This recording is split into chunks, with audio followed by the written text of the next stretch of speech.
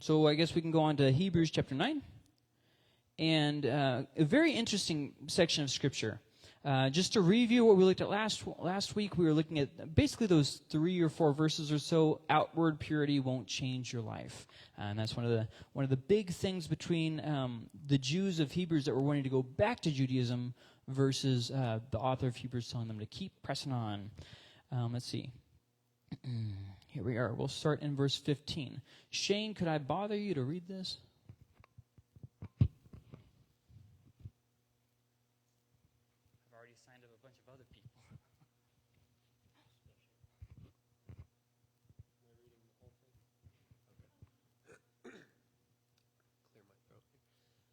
Therefore, he is the mediator of a new covenant, so that those who are called might receive the promise of the eternal inheritance, because a death has taken place for redemption from the transgressions committed under the first covenant. Where a will exists, the death of the one who made it must be established. For a will is valid only when people die, since it is never in effect while the other one who made it is living. That is why even the first covenant was inaugurated with blood.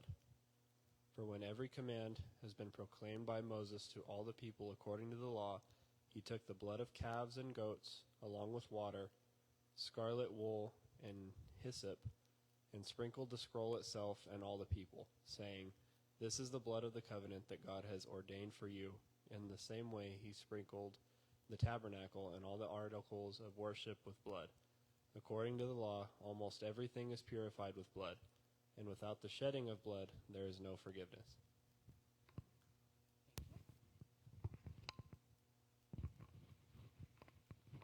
So a lot going on here.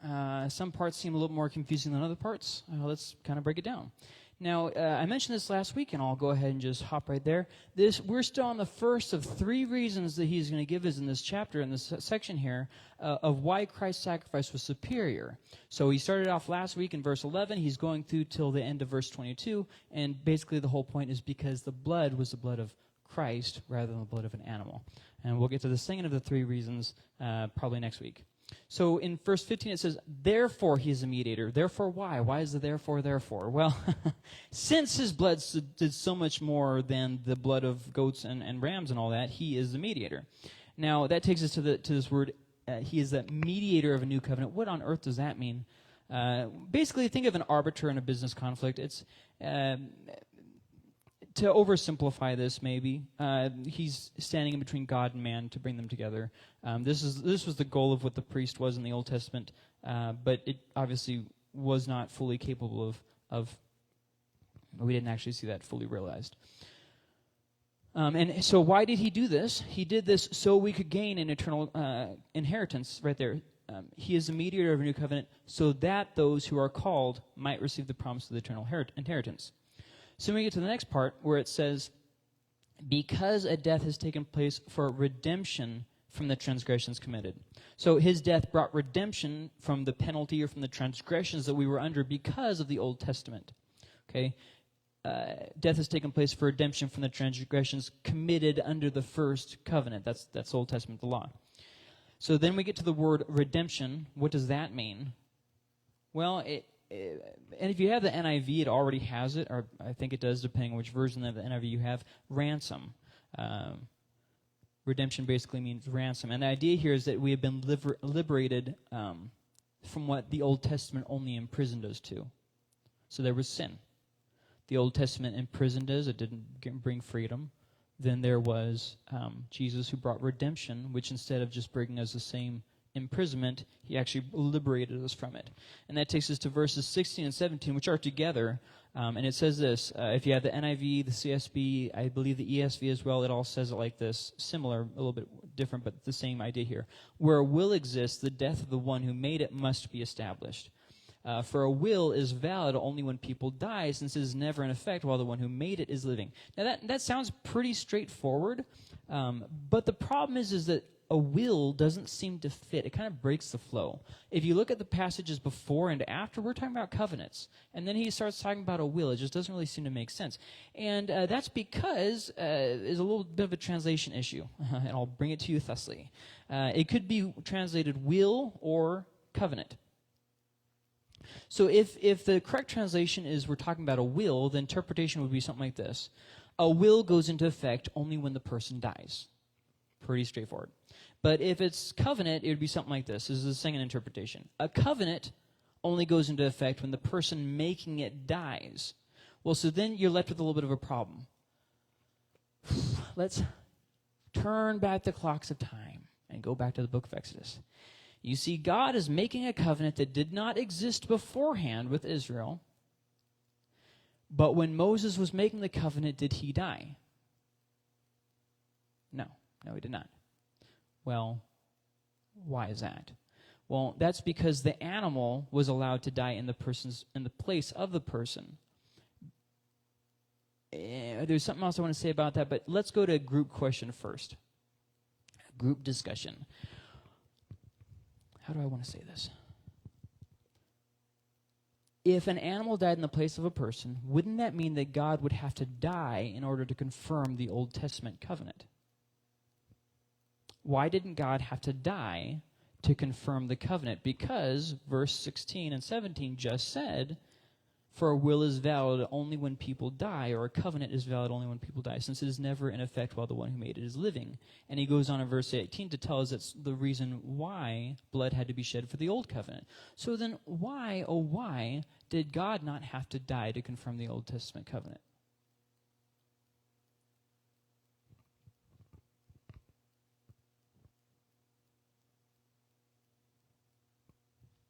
Very difficult question, so I'll give you guys a little bit of time to think about it. We'll go back and read the verses while you're thinking. It might help. Verses 16 says, where a will or a covenant exists, the death of the one who made it must be established. Verse 17, for a will or a covenant is valid only when people die, since it is never in effect while the one who made it is living. And then in 18, that is why even the first covenant was inaugurated with blood. So why didn't God have to die to confirm the covenant that he made with Israel?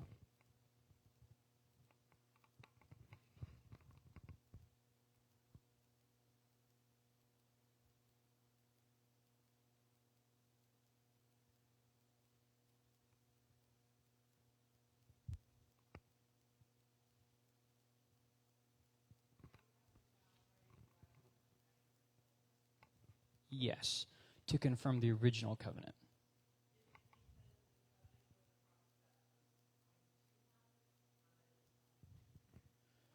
No, and the reason why is because then the covenant couldn't have actually been in effect, and Moses wouldn't have actually been able to hold the people to it. It had to be put in effect before the new covenant could be put in effect. See what I mean? So just because there was another covenant that was planned in the future doesn't mean that that covenant was not ratified by blood.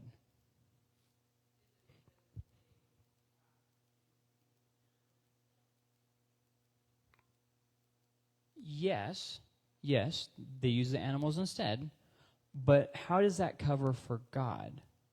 You're on the right track, I think. I could be wrong, but what was that? Because it's a symbol?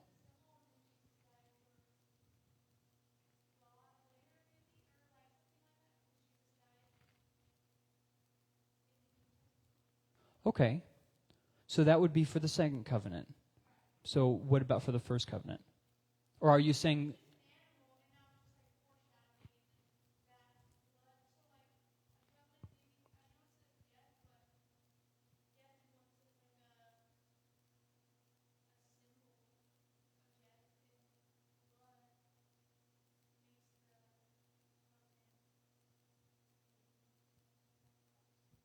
Okay. Good ideas. Very good ideas.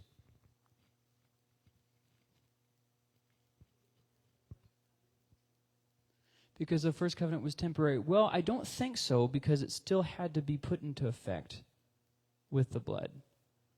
Regardless of whether how long for, it still had to be put in. So I don't think so.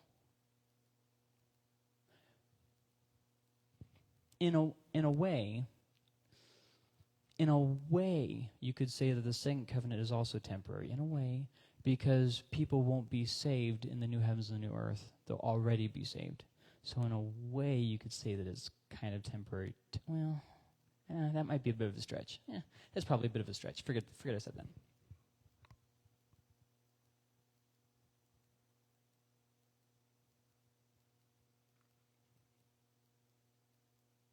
It's a very, very difficult question.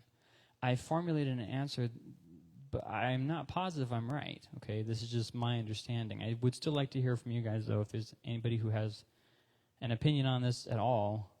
Don't feel like... Right. That would be a problem. Right. So are you saying the reason why he didn't is just because it's impossible for him to have done that? Is that what you're saying? Right.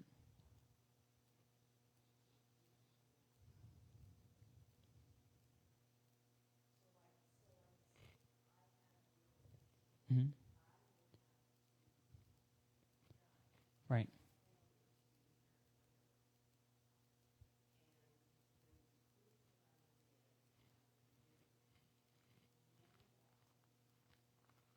Right.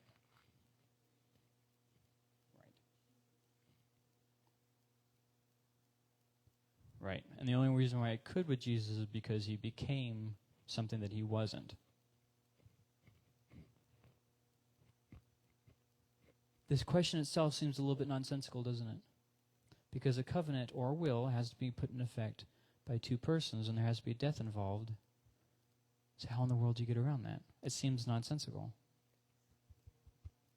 Except for the animal sacrifice.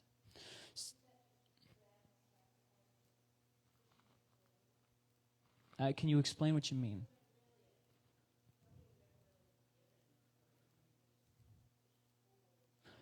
Yes, but that's specifically about the forgiveness of sins. We're not talking about the forgiveness of sins. We're talking about the inaction of the covenant itself.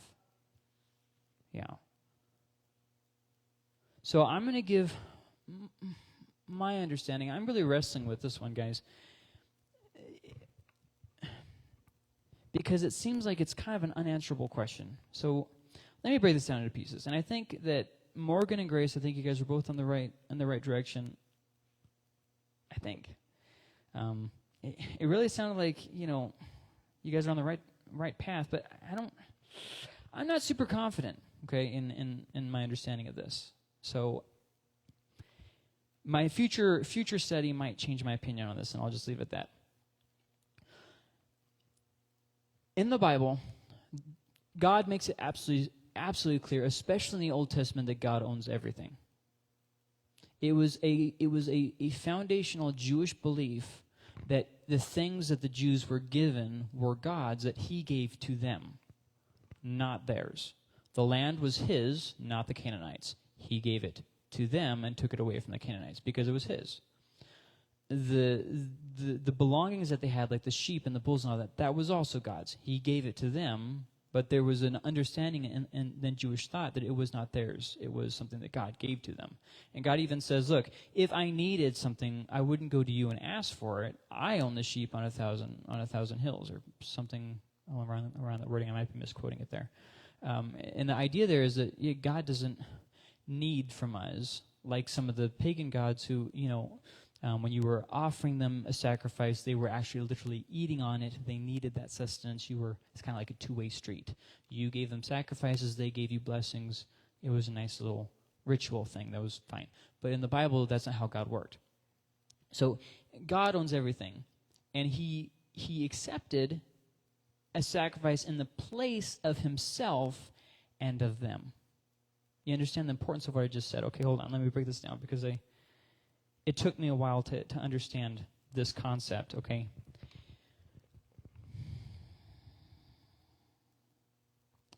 So God, the same as Moses and Israel deserved to die because of their sin, in order for God to enact a covenant, he would have had to die for it to be made. But God can't die, hence the problem. So he allowed a sacrifice to stand in the place of both parties, himself and Israel. in our discussions, a lot of times we focus on the way that the sacrifices are in the place of people, which is true when we're talking about sacrifices made for forgiveness. But when we're talking about the enaction of a covenant, both parties are responsible.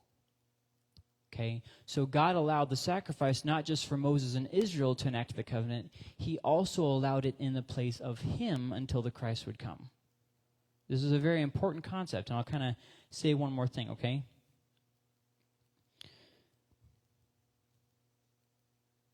An example. We'll go to an example.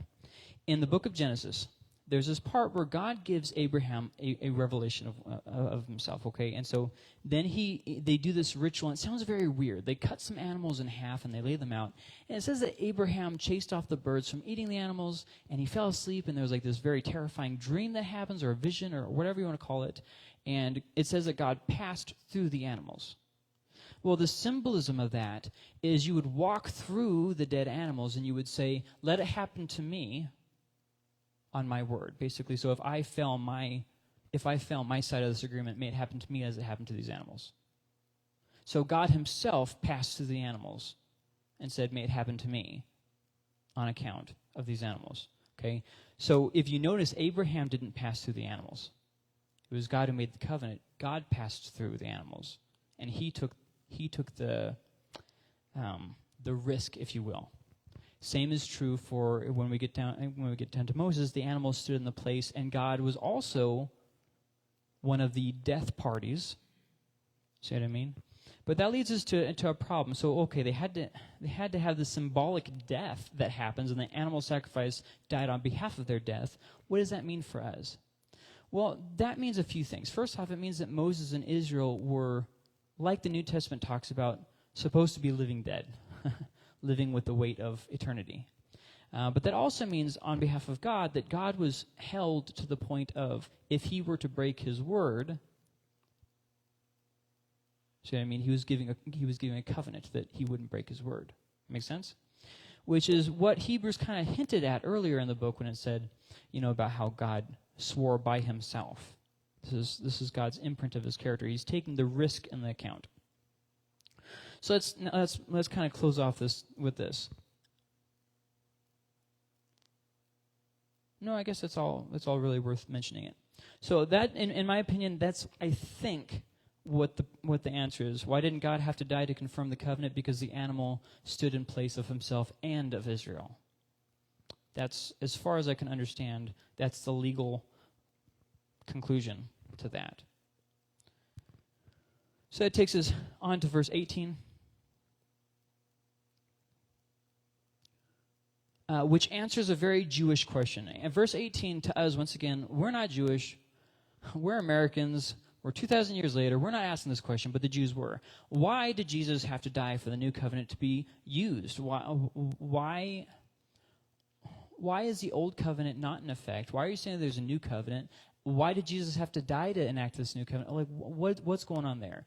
And verse 18 and verses 16 and 17 as well kind of clarify that. That is why even the first covenant was inaugurated with blood. It wasn't only necessary for the new covenant for blood to be shed. Anytime a covenant is made, blood has to be shed. So then verses 19 through 19 through 21 are summary verses that are going to talk about Exodus 24. They're going to talk about Exodus 24 through 8. So let's just read through that real quick. For when every command had been proclaimed by Moses to all the people according to the law back in Exodus, he took the blood of calves and goats along with water, scarlet wool, and hyssop. See, one thing that people do when they're reading through the law, because it kind of bores people a lot of times. So when they get to it, they just try to get through it as fast as they can, and they overlook some very important details. One of the important details is that the initiation of the law happened at the beginning of the commands. People overlook this. Moses is not going up the hill one time. He goes up the mountain numerous times and comes back down numerous times. He gives the terms and conditions, and the people say, yes, that sounds good. And then he gives the 10 Commandments and the basis of the law, and they say, okay, that sounds like a good idea, and then they enact it with blood, and they enter into the covenant. Then God goes on to give the rest of some more, not the rest of the commands, but more commands, and then they have the tabernacle built, and it's dedicated and all that so God can dwell with his people. And then he moves on to Leviticus and talks about all the sacrifices and all that stuff. And then he goes on to Numbers and talks about the unforgivable sins and that kind of stuff. And then he goes on to Deuteronomy and says, okay, now let's do this again. Let's go forward into the promised land. So there actually is a process to the madness.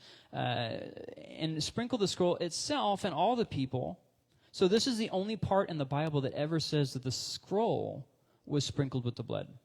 Nowhere in the Old Testament does it ever say that the scroll was. Hebrews is the only place in the Bible that says that, saying this is the blood of the covenant that God has ordained for you. So then we get to verse 21, and it says this, in the same way he sprinkled the tabernacle and all the articles of worship with blood. Now this sounds wrong when you first read it and you say, no, he didn't. I read Exodus 24. That's not what happened. Well, yes, you would be right. Moses didn't do it in Exodus 24. He didn't do it at that time. However, but wait, the author of Hebrews is just kind of conflating the two situations for the analogy's sake. So he's conflating the Day of Atonement with the initiation of the covenant in Exodus 24. So you got Exodus 24, Numbers 19, and there's another passage that I'm forgetting. And he's kind of conflating them all and saying about how Moses sprinkled the blood, and he's talking about all the ways in the different spots that he sprinkled the blood. So he's not trying to give this is a better way of saying that. He's not trying to give a chronological account of Moses sprinkling the blood. He's trying to give a topical account of Moses sprinkling the blood. I think that's a good way to say it. So then we get to verse 22, and it says this, and this is the last verse we're doing tonight. According to the law, almost everything is purified with blood. And without the shedding of blood, there's no forgiveness. Now notice here that it says nearly everything, not everything. Why I want to make that point is because blood wasn't always used, as in the case of ceremonial washings, right? Take, for instance, when a bull was getting ready to be sacrificed on the altar, you didn't sprinkle it with blood before you offered on the altar. No. You killed it and you washed its hindquarters.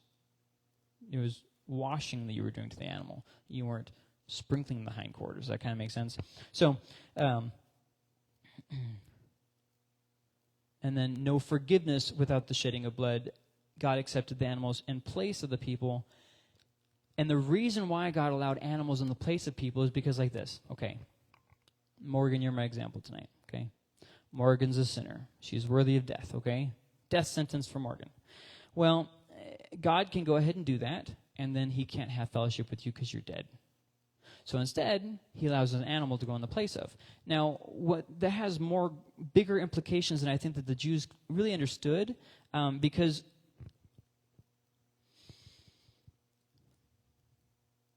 the problem is this. We all die one day, right? But not really, because as Christians, we actually go from life to greater life. So God saved us here on earth to give us a greater life later on. He doesn't ever say about the resurrection that we will be walking in death. He rather says, let the dead take care of the dead. We'll be raised up in life. So, with that being said, we will have fellowship with God after our death because we will be raised up to new life. To new life. The promise of life, the dream of life was already in effect in the Old Testament covenant. The Jews just kind of missed it because they were too busy trying to follow the letter of the law without understanding the spirit of the law. Which was one of the big problems that Hebrews is actually trying to correct in this book. So it could be brought up, the last point I'm going to make, it could be brought up that, well, what about the grain offering? There was no blood in grain. Well, I don't know, man, because almonds, you can still get milk from almonds. Just a joke. Yes, that is correct. The grain offering did not have blood. The reason being because the grain offering was not offered for forgiveness of sins. Not all of the 5 sacrifices that Israel made were for forgiveness of sins. They were given for different reasons. Grain offerings, for instance, were oftentimes given during times of celebration to show thankfulness to God. During certain times of year, when they had produce, they would bring the first fruits of that. A lot of different things that the grain offering was used for. But yes, grain offering did not bring about forgiveness of sins. Absolutely correct. And so then the summary of this section here, basically what it's saying, blood is necessary for a covenant. That's the long and short of it. So that finishes off that section where he's talking about the first of the 3 reasons why Christ why Christ's sacrifice is superior. Next week we'll get to the second of the three. And okay, so are there any questions involving anything we studied tonight, or Hebrews, or anything like that?